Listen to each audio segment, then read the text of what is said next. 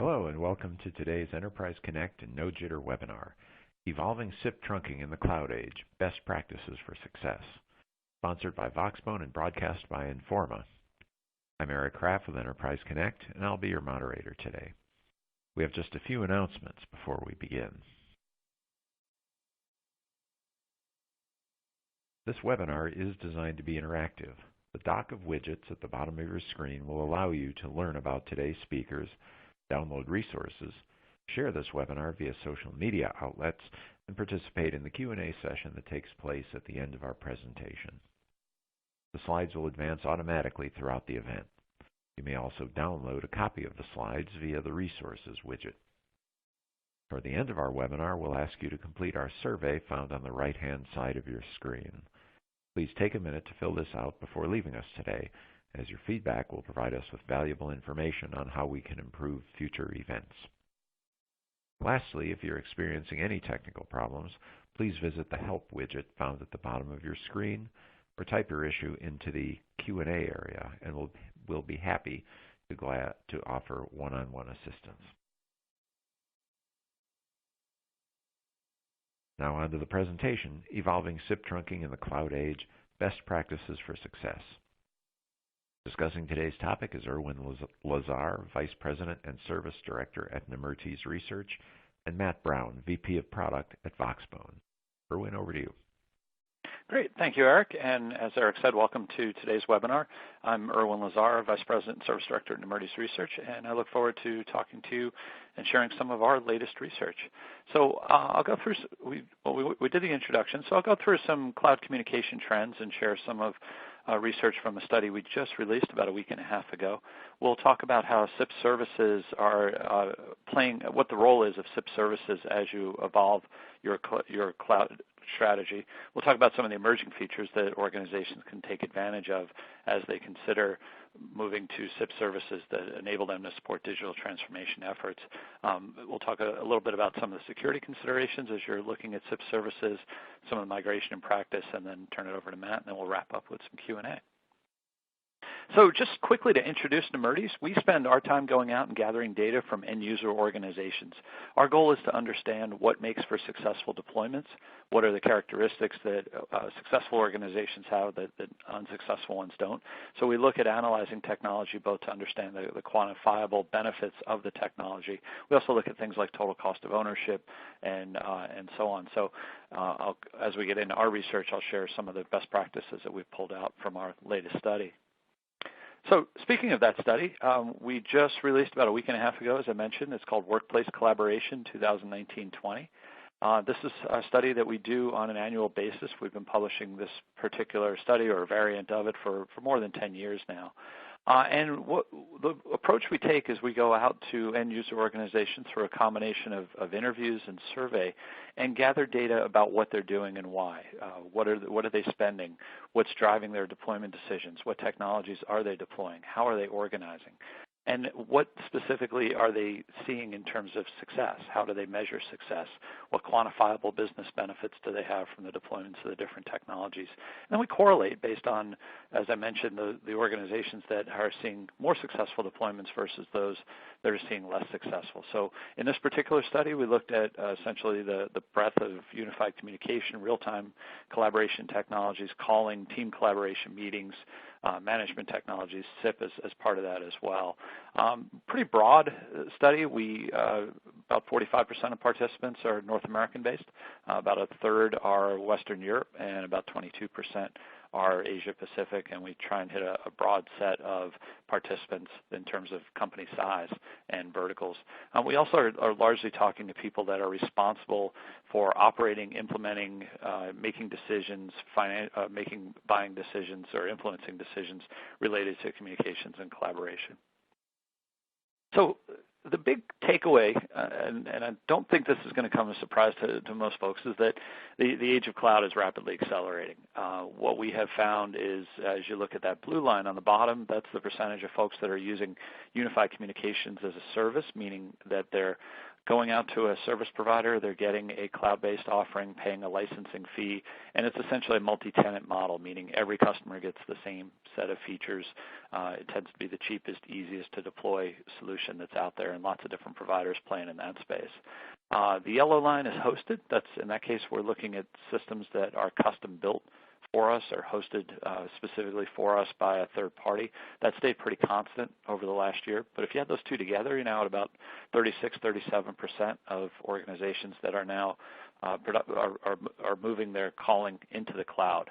And we'll dive a little bit more deeply into that. If you look at the hybrid numbers, that started to fall as organizations, that's the green line, as organizations have shifted more and more of their communications into the cloud. And then the on-prem number, pretty steady, slight little variation. That's usually just within our margin of error, so you expect some variation year over year in our studies. But the on-prem numbers have stayed pretty steady, hybrid shifting to cloud and cloud shifting to UCaaS. But I think more importantly is as you dive more deeply into those numbers, as you see in the box on the right, a good percentage of those on-prem customers are heading to cloud. 32% are currently in an evaluation of cloud. 11% are already starting that migration, expecting to move off. So expect that on-prem number to continue to drop. Only 36.4% of those who are on-prem tell us they plan to stay on-prem for more than the next 2 years. So I think that the data is pretty clear that we're no longer in a scenario of cloud if, but rather cloud when. And as we look at breaking that down by company size, you see that the on-prem companies tend to have the highest percentage of, or the larger companies tend to have the highest percentage of on-prem. Still a lot of small companies as well as they move off key systems, and you see a lot of on-prem and small offices, digital or retail type environments. Again, all starting to move more toward cloud. And when you look at UCaaS, when you look at hosted, that tends to be focused a little bit more on the smaller end of the market. So again, the key takeaway here is that folks are heading to cloud. So as you think about moving to cloud, the question becomes, what do you do for PSTN access? What do you do with your phone numbers? Do you go through that pain of migrating those phone numbers off to the cloud provider and then potentially losing control of that? So we see organizations heading down one of two roads. Typically, they're looking at the phone PSTN connectivity provided by the cloud provider, and in that case, it's typically going to be bundled. You're paying as part of your rate. Maybe you get local calling included, some long-distance calling, some additional surcharges. There might be plans based on domestic or international. But the big key challenge there is that you have to turn over your phone numbers to that cloud provider. We find that this is often the buyer for this type of service tends to be smaller businesses that don't have very complex arrangements. On the larger end of the market, we find that most of the companies that we're talking to are looking at bring your own models, meaning that they can continue to control the PSTN access, they maintain their SIP trunking contracts, or they look at emerging SIP trunking providers who can offer better services, cheaper, with more features. But they're maintaining control of their phone numbers, and it's giving them a couple of real key benefits. First off is that they can preserve their existing calling plans, preserve their least cost routing, take advantage of low-cost services where appropriate. But then they can also do some experimentation, and they're not locked into a single cloud provider. So as you look at the cloud marketplace, especially when you think about not only calling but contact center, there's a lot of providers out there. And so organizations may be not ready to commit just yet to a specific provider, or they're looking at different providers for different use cases if they're a large company with lots of subsidiaries. And in that case, by maintaining that SIP services, that SIP trunking on your own, you can then own that connectivity to PSTN, and it gives you the flexibility to not be locked into a cloud calling provider. So we find that more than half of our research participants are using SIP trunking today, 52.2%, with considerable percentage that are about 12% that are evaluating, about 17.9% that are planning to deploy by 2020. When we looked at our success group, and we defined a success group based on organizations that had achieved measurable benefit from their investment in a unified communications and collaboration. So typically that was either they saved money, they increased sales, or they demonstrably improved business processes. The organizations that had the highest level of success were the ones that we classified in our success group. And then we looked at what did they do differently from the rest of the participants that are out there. And we found about a third of the success group are using SIP trunking versus only about 20% of the non-success group. So it tends to be significantly higher among successful organizations. So as we see this move to cloud, we see a large adoption of SIP services. The question becomes, what do you do with those SIP services? And what we're finding, interestingly, is as organizations are moving increasingly to cloud and our cloud numbers tick up year over year, we're also finding SIP trunking service adoption growing. So the using numbers staying a slight increase, sitting at about 18% in 2019, that blue line. The yellow line, companies that are planning to move to SIP trunking up about 10%. Companies that are evaluating dropping, and companies with no plans slightly dropping as well. So it tells you that organizations do wish to have the opportunity to continue to own their SIP trunking services even as they move to cloud. And one of the ones we look specifically at is Microsoft. We see that more than half of the companies that are using cloud-based calling or planning on using cloud-based calling right now are adopting Microsoft Office 365, Skype for Business online today, Teams tomorrow. And we wanted to look at them as kind of the representative user population of what are they doing with respect to moving to the cloud. And we found that only about 17.9% of Microsoft customers are using calling plan. Those tend to be very small organizations with very limited telephony needs. So that tells you the vast majority of the market is either going to a managed service provider and getting SIP trunking, they're self-managing it, they're self-managing with a single global provider or multiple in-market providers. So the reason they're doing that is all the things we talked about earlier. They want to own their own calling. They want to maintain the ability to take advantage of emerging services. Often it's a lot cheaper than taking advantage of the Microsoft services. And so, again, I think this tells the story that there is that opportunity and that desire to continue to leverage SIP trunking as you move to cloud. So part of the business case, aside from some of the things we talked about, like cost saving, control, that ability to leverage multiple cloud providers, is the features that are increasingly being offered by emerging or next generation SIP trunking services.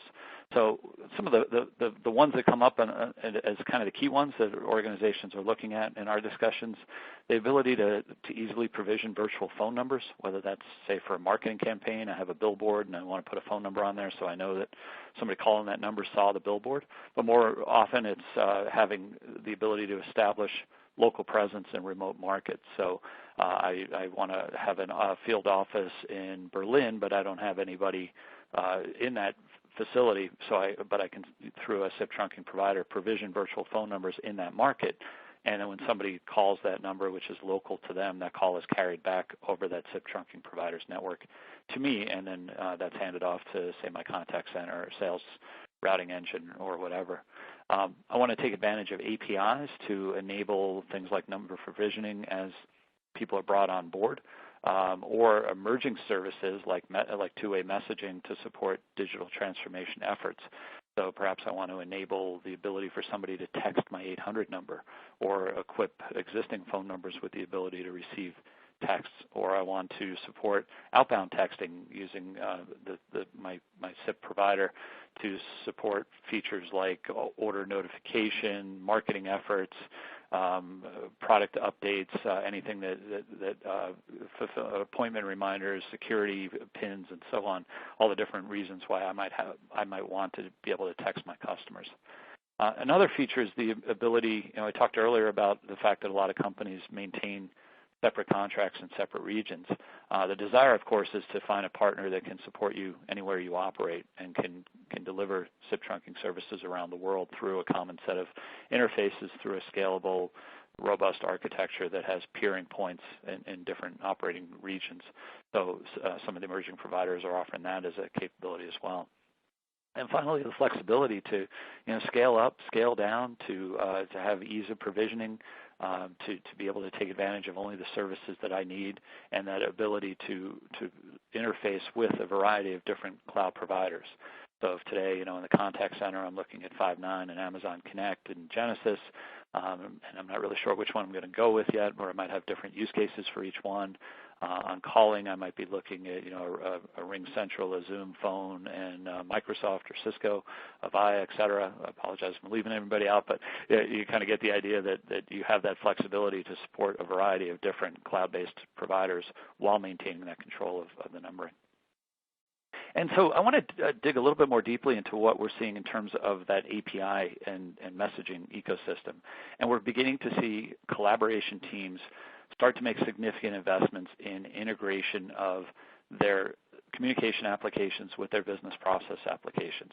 So again, I gave you some of the examples that might involve messaging or click to call within different applications, or a call notification. So when I get a call from a customer, it does a dip into my CRM and pulls up information that my salesperson or customer service agent can have at their fingertips to respond to that call. So we end up, what we're seeing is that about 28% of participants in this research are already hiring or have or planning to hire developers within their workplace collaboration groups. In most cases, IT is funding projects. 6% are using communication platform as a service, which is typically just the dedicated messaging offerings provided by a SIP provider. What we also looked at was what makes for successful organizations. Again, kind of keep coming back to that theme. We found that the organizations that have the highest success with their development efforts are ones in which IT and collaboration teams are actively going out to business units and sharing with them what they can do. What are the things that these emerging communication SIP services allow us to deliver and can positively impact the way we engage with customers, partners, the way we market ourselves, and so on. They've already hired developers, and they're doing development within the workplace collaboration team. We've asked this question in years past. We found a lot of times that development was either I go out to the IT group and I say, does anybody have a spare developer that they can lend me for a while? Or I outsource to someone who does development. But having that innate development expertise within the collaboration teams truly equates with success.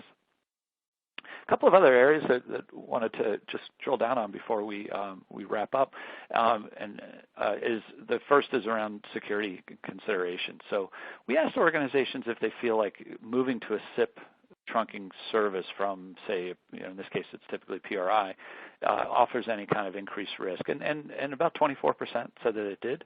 About 12% says it decreases because we expect that the service provider is more secure than what we can deliver. About 29% no impact, and about 33% that weren't really sure. And there are a number of threats that are out there. And so as you're looking at evaluating SIP trunking service providers that are out there, one of the things you want to do as part of your due diligence is look at what can they do or what do they do from a best practice, from a security certification, from a managed security offering capability, deliver to ensure that they are mitigating against any potential threats across that SIP trunk. And we find often that organizations are adopting session border control as part of that. So it's kind of the key part of a SIP security capability is to have an SBC, whether that's on-prem or increasingly now potentially SBC as a service, dedicated appliance, or virtual.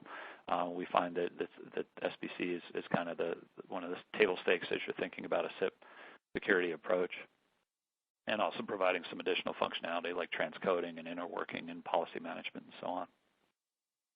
So bottom line, the march to cloud is on. As I mentioned earlier, this is no longer a matter of if but when. We are rarely now talking to folks who tell us, no, I can't even move to cloud. Those days seem to be over, even among organizations in secure, regulated industries, healthcare, financial, aerospace and defense. You're seeing a growing acceptance that we're going to move to cloud for all the reasons we talked about: flexibility, reduction in costs, the ability to quickly take advantage of new services, to transition IT into more strategic roles that are focused on working with lines of business to take advantage of transformational technologies to help improve internal operations, customer service, sales opportunities, and so on. And as you move to cloud, it doesn't necessarily mean that you have to give up control of PSTN access, and certainly doesn't mean that it even makes sense for you to do so. So taking advantage of SIP trunking services that can interface with your cloud providers provides you that flexibility to look at different providers, to maintain control, to avoid the challenge of migration of your phone numbers to that provider. Again, that's something that a lot of organizations are very reluctant to do because of that feeling of loss of control. What happens if a year in, I'm not real happy with this cloud provider, and now I want to go look at someone else? How do I do that migration from cloud provider A to cloud provider B without it being incredibly disruptive? And the third key takeaway is to look at the emerging SIP trunking services that are out there. Again, having the ability to integrate messaging and CPaaS type offerings, the ability to support virtual phone numbers, to have one provider that can support global needs and allow you to expand into different markets is definitely something you're going to want to take a look at. And then as you're evaluating the providers that are out there, make sure you're looking at not only the feature sets that they can deliver, but also their global reach, the performance that guarantees, the management capabilities that they deliver, and we talked about the security aspects and approaches that they support to ensure that you're not opening yourself up to any additional risk by moving to SIP trunking, and ideally you're making yourself even more secure by potentially proactively having tools to fight things like toll fraud and exfiltration attacks and so on. So with that, I'll turn it over to Matt, and we'll dig a little bit deeper into Voxbone. Fantastic. Thanks, Irwin. So my name is Matt Brown. I'm the VP of Product at Voxbone. Voxbone is a global cloud-based SIP provider, and I'm excited to be here today to talk a little bit about the benefits of cloud-based SIP. So as the Nemertes Research shows, the market is increasingly moving to cloud-based SIP platforms. There's three primary drivers fueling this move to the cloud. Number one is increased flexibility. Number two is greater operational efficiency. And number three is compliance with local telecom regulations. When it comes to flexibility, many organizations, as they scale, find that off-the-shelf unified communication solutions are no longer fit for purpose. They need a bespoke solution that allows them to layer voice over their favorite applications. For example, my organization may want Zoom for conferencing, Serenova for my call center, and leverage an open source stack for corporate telephony. Owning the voice layer directly gives you the flexibility to customize your applications to the unique needs of your business. With respect to efficiency, historically bespoke build-outs created several operational headaches, not the least of which is equipment deployed across the globe, having to interface with multiple vendors, ultimately resulting in teams of people to manage these types of complexities. With cloud, this dynamic is fundamentally changed. By moving your SIP to the cloud, you create operational efficiencies in two primary verticals. Number one, equipment consolidation. So as there's only one gateway to manage, you only have one deployment. And number two, vendor consolidation, which allows you to aggregate your purchasing power with a single partner instead of operating across dozens of vendors regionally or globally. And when it comes to regulatory compliance, it's fairly straightforward to set up voice and messaging in your home market. But what do you do if, for example, I'm a U.S. company looking to open operations in Poland? Well, you have to get legal involved to understand the national telecom regulations in Poland. You may have to hire local counsel, which comes at exorbitant costs. Depending on the nature of your business, you may need to apply for an in-country license, or even worse, have to build real-time data integrations into the national service registries. Without somebody there to guide you, venturing abroad is scary. It creates a lot of risk and uncertainty. And this is where we see organizations turning to global cloud providers to help them navigate these individual market dynamics. So as companies evaluate where to begin with their cloud journey, we've pulled together 4 use cases where we've seen success. And those are in the contact center, corporate telephony, conferencing, and embedded communications within your apps and services. And we're going to dig into each one of these individually. So when it comes to contact centers, cloud-based SIP, it's a natural fit as it provides the elasticity required to dynamically scale your operations. So for example, if the business is looking to start serving customers in Romania, all you need to do is jump on the portal, buy and provision your numbers, and you have full PSTN capability, including national calling and emergency services. Same if you experience a sudden spike in call volumes, your system should be able to automatically detect the surge and provision additional channels and capacity, ensuring that your customers always get through.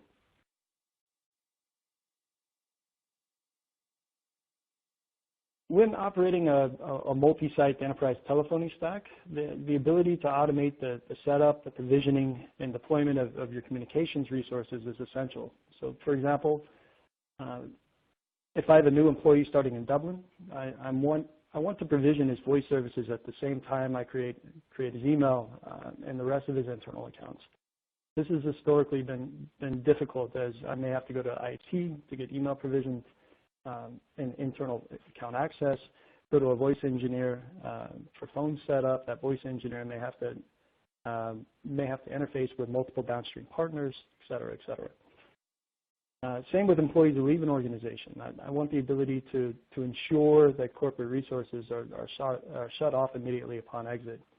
Ideally, this is baked into some sort of shutdown script, and this is where this is one example of where workflow automation tools such as APIs become an essential part of any cloud offering.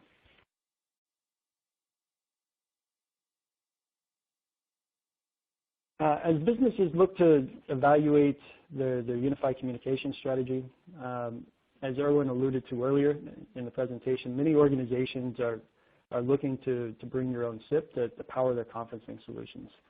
So a pretty staggering stat that Irwin showed us a couple of slides back, 82% of Microsoft customers plug in their own SIP behind their Skype for Business or their Teams deployment. It's a staggering number. But by owning that SIP layer, you get to maintain control over your voice network while ensuring you have consistent numbering and lower runtime costs. It also allows you to resolve issues faster without having to go through third-party support. And finally, the recent proliferation of SIP has shifted voice from the edge of the platform to more core functionality. So for example, when I book an Airbnb and I arrive and there's no key to be found, I open the app and I place a VoIP call. When my Uber driver is late, I open the app and call the driver, which is also delivered over VoIP. And so what you see is as you start adding voice as a core component to your applications, this puts scale pressure on legacy vendors. Service needs to be ubiquitous from country to country, and cloud providers are best positioned to provide businesses with a common interface and that global service delivery.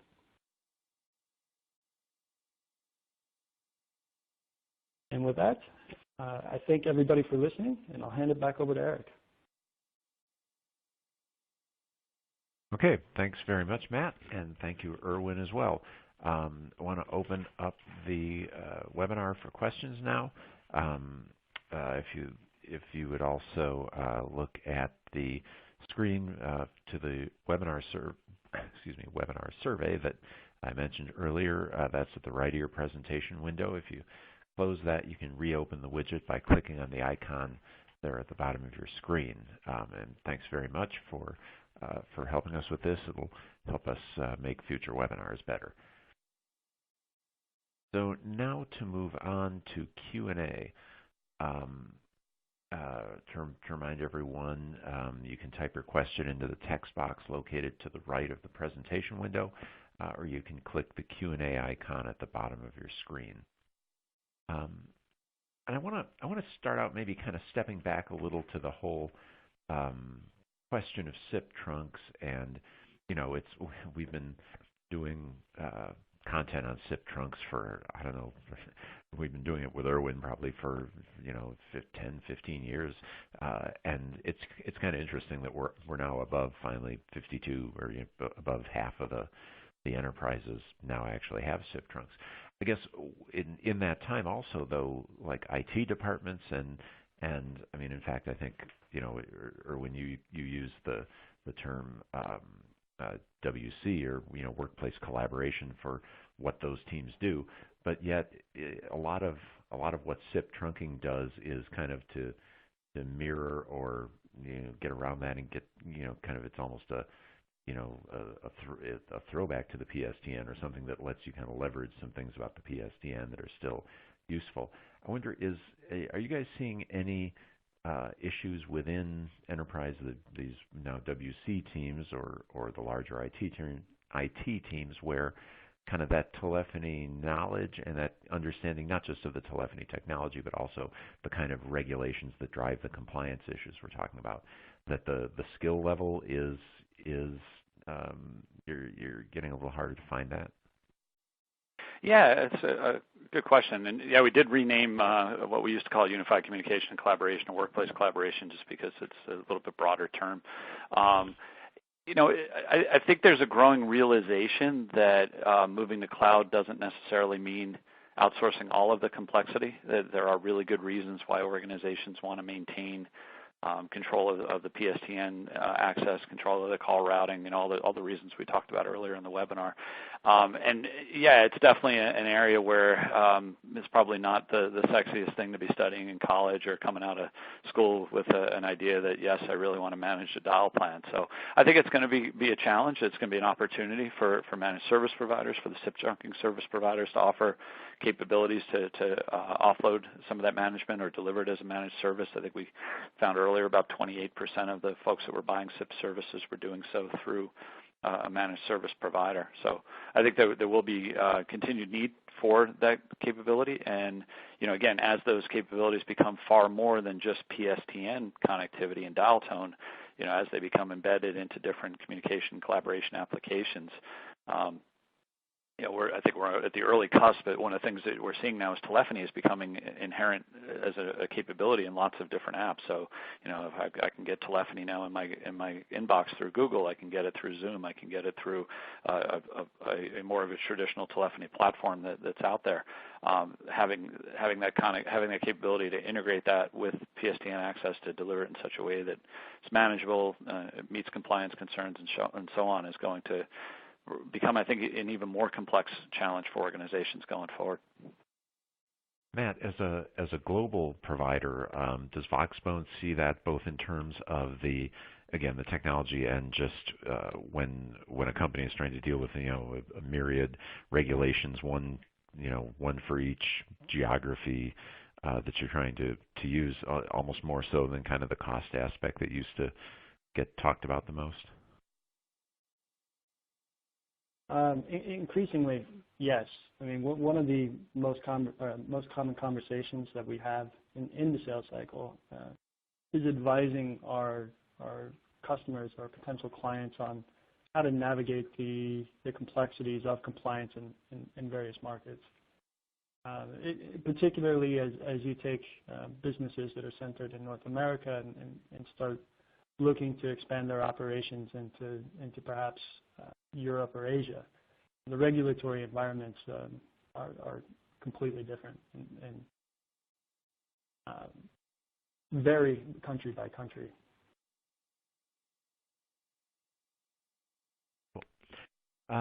We have a question that I bet Irwin's going to know the answer to, or at least have some ideas on.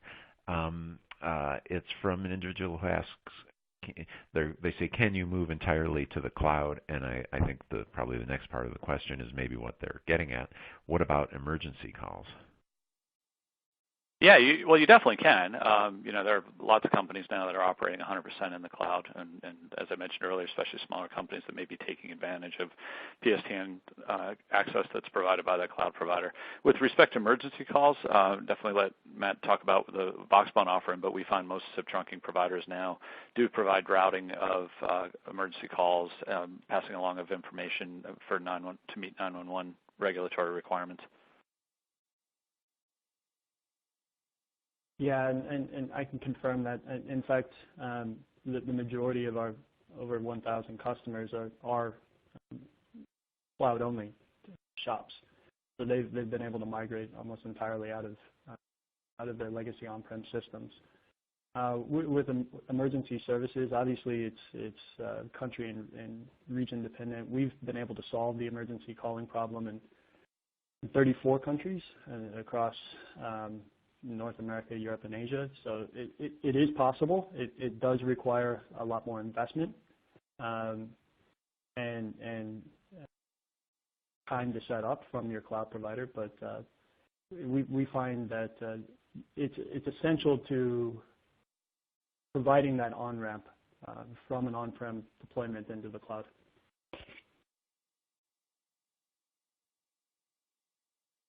Okay. Here's another question.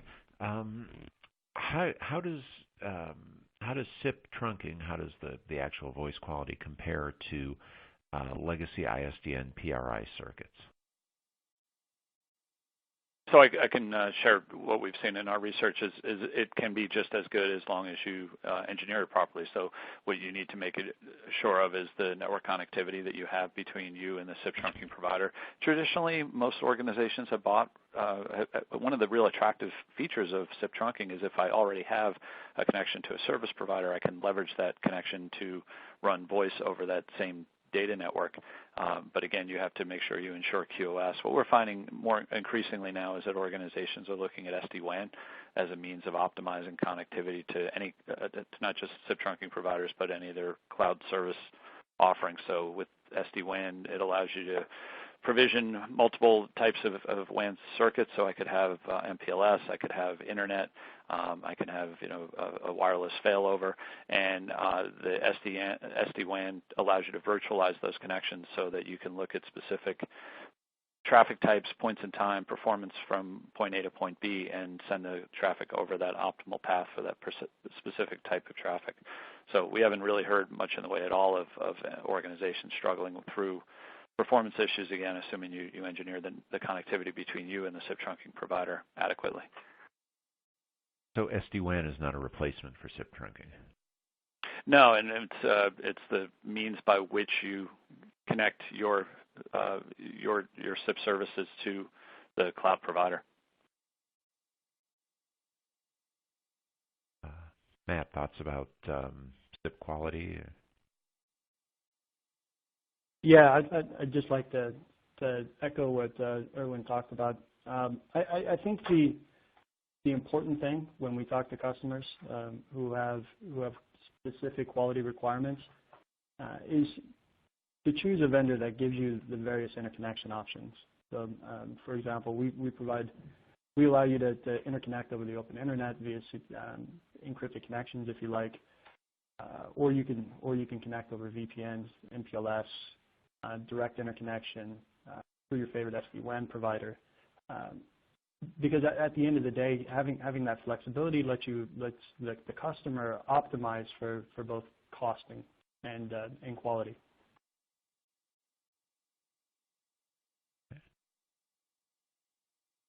All right. And in terms of as a global provider, again, I think in North America the replacement of PRIs has been that we were kind of this kind of leading edge of geographies in terms of SIP trunks replacing PRIs. Can you give us a comparison or a sense, Matt, of now where the European markets say are in terms of making that migration? Yeah, so Europe's behind. So in many countries, there's a mandate to start phasing out PRI connectivity as of next year. I believe that'll roll out through 2022. Many of the incumbents in the European markets and Asian markets, for that matter, are themselves moving to SIP-based delivery mechanisms. So yeah, it's a phased approach. It's a little bit behind where the North American market is, but what we're seeing a lot of are those organizations that have kind of cut their teeth on cloud in the U.S. are having a pretty natural transition when it comes to their global operations.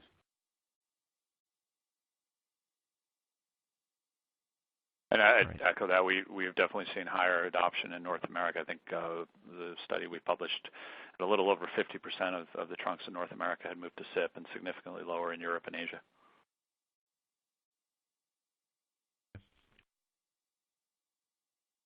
All right. We have a question now, kind of some questions, I think, kind of relating to the sort of premise or the whole idea, so to speak, the premise of moving to the cloud. We have a question. Is the feature function of at least the major UCaaS offerings, at parity with what you get, if you're comparable size in the market with your premises systems? In our evaluation, not yet, but close. It really depends on your need. So the thing that keeps organizations often either using on-prem or hosted solutions that are built custom for them, or some of the customizations that they can do, integrating platforms into some of their existing business applications, processes, and so on. As you look specifically at some of the different cloud services, they're still going through rapid upgrade cycles, rapid introduction of features, adding things like, I think Microsoft Teams just announced music on hold as a feature, and busy on busy type functionality. And so, there are some of those, when you used to do RFPs 5, 6, 8 years ago, and you go through that feature list of 200 telephony features, of which people probably only use 10 of them, you are not going to find typically as you go to a cloud provider that they can support each and every one of those legacy telephony features. But they're getting close, and all of them at this point that I've seen have 80 to 95% of the features that people need on a daily basis. Yeah, and if I can just add to that, so one of the things that we advise our customers that are looking for feature parity is if that's important to you, then it's probably best for you to look for a cloud-based infrastructure provider that can provide a full PSTN replacement, and then plug in or bring your own applications that sits over the top of that, and that's one way you can kind of bridge the feature gap until these platforms catch up. And so can you maybe describe a little bit more when you say kind of plug in or bring your own? Is that, would you use like a CPaaS service to do that, or how exactly do you make that integration? Yeah, so one of the things that we've done at Voxbone from a design philosophy is to remain application agnostic. So we've really focused on building out our SIP layer to be at parity with the PSTN, so that you can take any SIP-enabled application and plug us in behind it. So things like, for example, even if Twilio allows you to do direct trunking for your call control layer, where you can bring your own PSTN and have it sit behind the call control layer. More and more, what we're seeing on the UCaaS platforms is they're opening up, particularly as they're looking to expand out of kind of that SMB segment and move up market and the mid market. One of the things that we've seen is that they're having to allow customers to bring their own SIP, and it's exactly that demand that's driving that industry dynamic, whereby those customers are looking for feature parity, but like all of the application feature and functionality that the UCaaS provider can provide. And does this? I know we've kind of talked sort of broadly about UCaaS, and it's Matt, you one of your scenarios was relating to the contact center. Irwin, I think your research was mostly about UCaaS and this WC idea, but is, contact center was sort of, well, even before UCAS, cloud contact center was sort of having success with the cloud, and SIP trunks obviously are a big option for contact centers. I don't know if you've looked sort of specifically at cloud contact centers in this context, Irwin, or if you have just a sense of whether this kind of is an even sort of easier decision or a more obvious thing to do if for whatever reason you happen to be looking just at your contact center. Yeah, I don't have the exact number yet. We're in the middle of a cloud contact center study, but again, I think anecdotally it even makes more sense on the contact center side for a couple of reasons. First off is often a lot of the cloud contact center vendors prefer that you bring this approach because it saves them having to become CLECs and get certified in different markets and go through whatever regulatory challenges that they would have to go through to provision phone numbers. And then secondly, as the cloud contact center market right now is extremely competitive with lots of different vendors out there. Some of the organizations we talk to, especially those that are looking at some of the smaller providers, are reluctant to be locked in. They want to maintain control. They want to maintain control of their phone numbers and not go with a provider that may get acquired or may not be viable in a couple of years. And I think there's a lot of experimentation as some of the buying patterns have changed, as some of the market has been disrupted, that people are maybe wanting to maintain some flexibility to say, okay, I want to take a look at Amazon now and Twilio and the emerging providers that are getting into this space. And if I do that and I give them my phone numbers, that's not necessarily the best approach to take to evaluate the services that are out there. Matt, you have kind of any further thoughts on the whole contact center scenario? Or?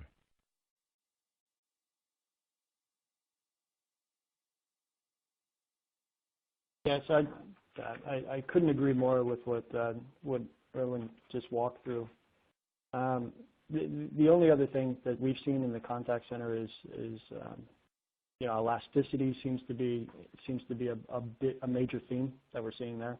Having the ability to do dynamic provisioning where you're not managing a bunch of PRI connections or physical interconnections with a downstream provider. Having the ability to scale up or scale down or pay for what you use, pay for what you consume makes a lot of sense. It eases the operational burdens and ultimately it better aligns your costs with your operating model.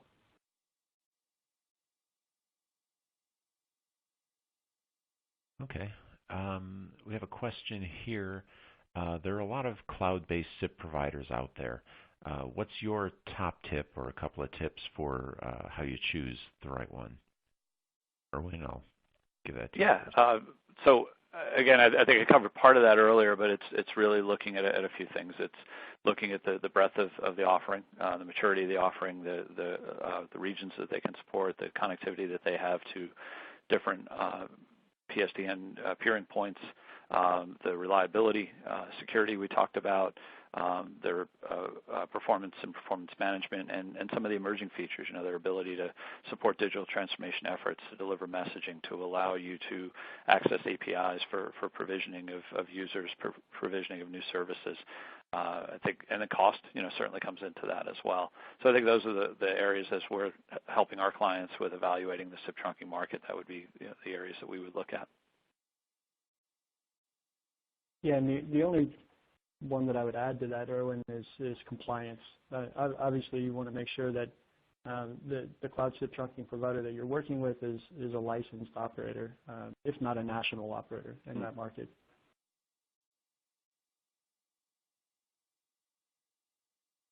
And I wanted to maybe double back a little bit with Irwin and delve a little bit into the research you presented, and then Matt, maybe get your thoughts.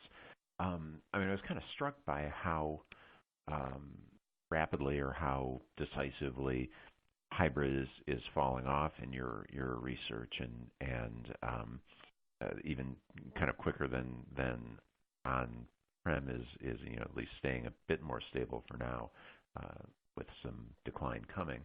when we kind of a few years back, it seemed like when we were all when the industry was going into cloud, the conventional wisdom seemed to be it's going to be a hybrid world for a very long time, and combination of all the investments in PBXs and people's comfort level and that sort of thing. Is what you're seeing play out here? Are things moving faster than you think maybe at least that conventional wisdom assumed, or is this about what you would have expected? Yeah, I think so. It's important to note that chart specifically looked at calling plans. We look at the overall gamut of unified communications. We find hybrid is more often than not. So companies may have certain applications that they prefer to keep on-prem or they're not ready to move to cloud. But specifically thinking about calling, where we're seeing the hybrid model most often is in large enterprises where for any number of reasons, whether they've grown through acquisition or they're not quite ready to move 100% to cloud, they're taking advantage of hybrid services. So one example might be, I want to set up an office in a remote part of the world where I don't have physical presence. Maybe I connect that office to a cloud service, and then I federate that cloud service back to my on-prem platform. We see that larger organizations tend to be a little bit slower in moving to cloud because they've got a lot of sunk costs. They've got a lot of depreciated assets that they want to take their time before they move off of that. So we see that market kind of holding steady, but slowly declining, as I mentioned earlier. And even in our conversations with those organizations, as the cloud offerings designed for the large global enterprise mature, they want to move to cloud at some point. And that was, I think, the number I had was around 34% of those who have on-prem are sticking with on-prem, and even among the hybrid folks, expect that, or hosted folks, I should say, that they'll move more to cloud. Okay, Matt? Yeah, and we're seeing something similar, whereby a lot of those medium to large size organizations are coming to the cloud, so they're cloud first for new deploys. So as Irwin mentioned, if they need to spin up a new call center location or want to light up a new office location, those tend to be cloud first, and it's an easy way to kind of de-risk the migration. Same with new use cases and applications. So when companies are looking to embed voice as a core functionality in their applications, oftentimes that's really difficult to do through a legacy deploy, and oftentimes they can get more rapid development and service delivery if they come to a cloud platform. So those are kind of the two areas where we see organizations starting their journey to cloud. And then ultimately, once they've had a taste of those benefits, as assets start aging off and depreciating out, the migration to cloud becomes more natural. All right. Well, on that note, we'll see if there's any more questions. But in the meantime, we'll push out some resource links for you here if you want to learn more about our webinars, and more important, if you want to learn more from Voxbone and find out a little more about what they have to offer and to suggest. Please take a look at the links on the screen here. I think it looks like we have one question here. So with that, I want to thank our speakers, Irwin Lazar from Nemertes Research and Matt Brown from Voxbone. And of course, want to thank everybody here who joined the call. We appreciate your attention and your participation. Within the next 24 hours, you'll get a personalized follow-up email with details and a link to today's presentation that you can listen to on demand and watch on demand. And please feel free, of course, to invite your colleagues and peers who might not have been able to join us here to take that link as well and catch up on what they might have missed. This webinar is copyright 2019 by Informa. Presentation materials are owned by or copyrighted by Enterprise Connect, No Jitter, and Voxbone, and the individual speakers are solely responsible for their content and their opinions. On behalf of our guests, Irwin and Matt, I'm Eric Kraft. Thanks for your time and have a great day.